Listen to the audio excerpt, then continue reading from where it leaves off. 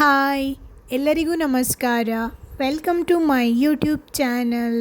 ಹೆಣ್ಣು ಮಕ್ಕಳಿಗೆ ತವರು ಮನೆಗೆ ಹೋಗುವುದೆಂದರೆ ಎಷ್ಟು ಖುಷಿಯೋ ಅಷ್ಟೇ ಖುಷಿ ಅಮ್ಮನ ಅಡುಗೆ ತಿನ್ನುವುದೆಂದರೆ. ಅಮ್ಮ ಮಾಡಿದ ಅಡುಗೆ ತಿನ್ನಬೇಕು ಅಂತ ನಾವು ಕಾಯ್ತಾನೇ ಇರ್ತೇವೆ ಅಲ್ವಾ. ಅದರಲ್ಲಂತೂ ಈ ಸಮ್ಮರ್ ಸೀಸನಲ್ಲಿ, ಬೇಸಿಗೆ ಕಾಲದಲ್ಲಿ ಹಲಸಿನ ಹಣ್ಣು, ಮಾವಿನ ಹಣ್ಣು ಸಿಗುವ ಸೀಸನಲ್ಲಿ ಅಮ್ಮನ ಕೈ ರುಚಿ ಮಾವಿನ ಹಣ್ಣಿನ ಸಾಸಿವೆ ತಿನ್ನುವುದೆಂದರೆ ಎಷ್ಟು ಖುಷಿ ಅಲ್ವಾ. ನಾನಂತೂ ಕಾತುರದಿಂದ ಕಾಯ್ತಾ ಇದ್ದೆ. ಈ ಬಾರಿ ಊರಿಗೆ ಹೋದಾಗ ನನಗೆ ಇಷ್ಟ ಅಂತ ಅಮ್ಮ ಮಾವಿನ ಹಣ್ಣಿನ ಸಾಸಿವೆಯನ್ನು ಮಾಡಿದ್ದರು. ಮಾವಿನ ಹಣ್ಣನ್ನು ಚೆನ್ನಾಗಿ ತೊಳೆದು ಅದರ ಸಿಪ್ಪೆಯನ್ನು ಈ ರೀತಿಯಾಗಿ ತೆಗೆಯಬೇಕು. ನಂತರ ಉಪ್ಪು ಮತ್ತು ಬೆಲ್ಲವನ್ನು ಹಾಕಿ ಮಿಕ್ಸ್ ಮಾಡಿ ಇಡಬೇಕು. ಮಾವಿನ ಸಿಪ್ಪೆಯಲ್ಲಿ ಕೂಡ ರಸ ಇರ್ತದಲ್ಲ, ಹಾಗಾಗಿ ಈ ರೀತಿಯಾಗಿ ಸಿಪ್ಪೆಯನ್ನು ಕಿವುಚಿ ನಾವು ರಸವನ್ನು ತೆಗೆದುಕೊಳ್ಳಬೇಕು. ಇದನ್ನು ಕೂಡ ನಾವು ಸಾಸಿವೆ ಮಾಡುವಾಗ ಯೂಸ್ ಮಾಡಿಕೊಳ್ಳಬಹುದು.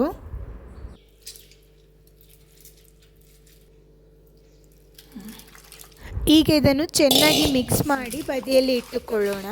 ಮಾವಿನ ಹಣ್ಣಿಗೆ ಉಪ್ಪು ಮತ್ತು ಬೆಲ್ಲ ಎಲ್ಲ ಚೆನ್ನಾಗಿ ಹೊಂದಿಕೊಳ್ಳಲಿ.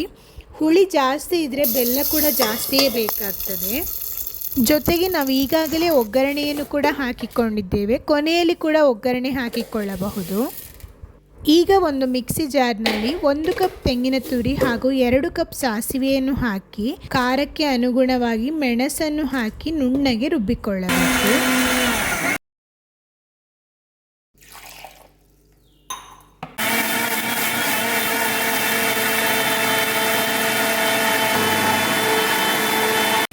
ಈಗ ನಾವು ರುಬ್ಬಿರುವ ಮಿಶ್ರಣವನ್ನು ಮಾವಿನ ಹಣ್ಣಿನ ಮಿಶ್ರಣಕ್ಕೆ ಸೇರಿಸಿಕೊಂಡ್ರೆ ಆಯಿತು. ಸಾಸಿವೆ ರೆಡಿ.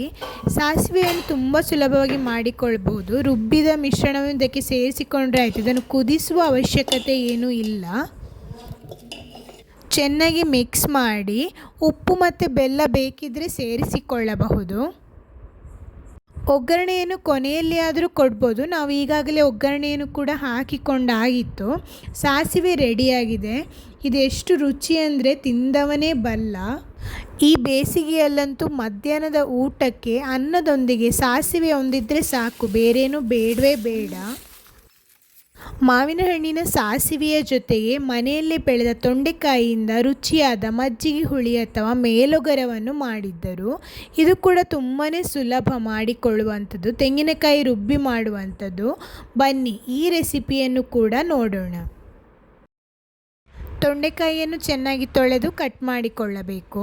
ಮೊದಲಿಗೆ ಒಂದು ಪಾತ್ರೆಯಲ್ಲಿ ನೀರನ್ನು ಹಾಕಿ ನಂತರ ಹಸಿಮೆಣಸು ಹಾಗೂ ನಾವು ಕಟ್ ಮಾಡಿಕೊಂಡಿರುವ ತೊಂಡೆಕಾಯಿಯನ್ನು ಹಾಕಿ ಚೆನ್ನಾಗಿ ಬೇಯಲು ಬಿಡೋಣ.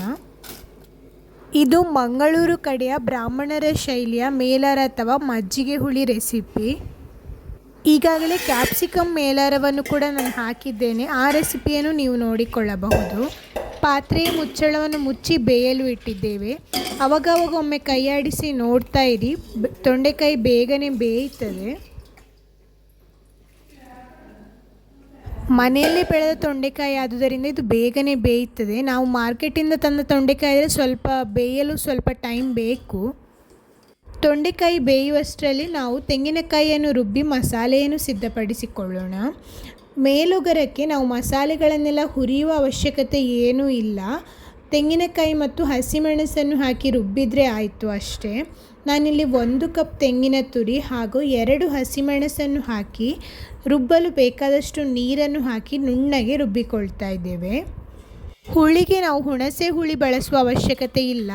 ಹೆಸರೇ ಹೇಳುವಂತೆ ನಾವು ಮಜ್ಜಿಗೆಯನ್ನು ಬಳಸುತ್ತೇವೆ.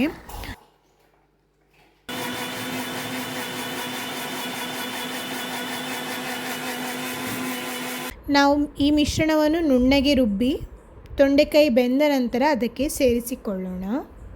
ನಿಮ್ಮ ಖಾರಕ್ಕೆ ಅನುಗುಣವಾಗಿ ಹಸಿಮೆಣಸನ್ನು ಹೆಚ್ಚು ಕಡಿಮೆ ಮಾಡಿಕೊಳ್ಳಬಹುದು.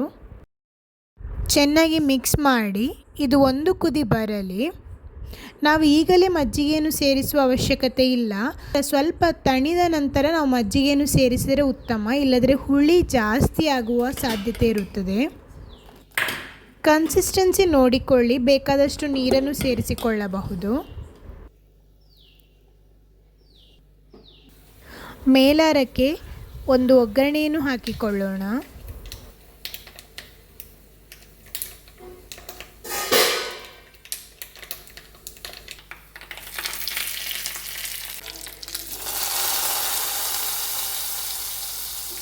ಊಟ ಮಾಡುವ ಮೊದಲು 1 ಕಪ್ ಆಗುವಷ್ಟು ಮಜ್ಜಿಗೆಯನ್ನು ಹಾಕಿ ಚೆನ್ನಾಗಿ ಮಿಕ್ಸ್ ಮಾಡಿ ನಂತರ ಸವಿಯಬಹುದು. ಬಿಸಿ ಇರುವಾಗಲೇ ನಾವು ಮಜ್ಜಿಗೆಯನ್ನು ಹಾಕಿದರೆ ಮೇಲಾರ ಸ್ವಲ್ಪ ಹುಳಿಯಾಗುವ ಸಾಧ್ಯತೆ ಹೆಚ್ಚು. ಹಾಗಾಗಿ ನನ್ನಮ್ಮ ಊಟ ಮಾಡುವ ಸಂದರ್ಭದಲ್ಲಿ ಮಜ್ಜಿಗೆಯನ್ನು ಹಾಕಿ ನಂತರ ಬಡಿಸುತ್ತಾರೆ. ಇದಾಗಿತ್ತು ನನ್ನ ಇಷ್ಟದ ಅಮ್ಮ ಮಾಡಿದ 2 ರೆಸಿಪಿಗಳು. ನಿಮಗೂ ಈ ವಿಡಿಯೋ ಇಷ್ಟವಾಗಿದೆ ಅಂತ ನಾನು ಭಾವಿಸ್ತೇನೆ. ಮುಂದಿನ ವಿಡಿಯೋದಲ್ಲಿ ಅಮ್ಮ ಮಾಡಿದ ಹಲಸಿನ ಹಣ್ಣಿನ ಕೊಟ್ಟಿಗೆಯೊಂದಿಗೆ ನಾನು ಸಿಗುತ್ತೇನೆ.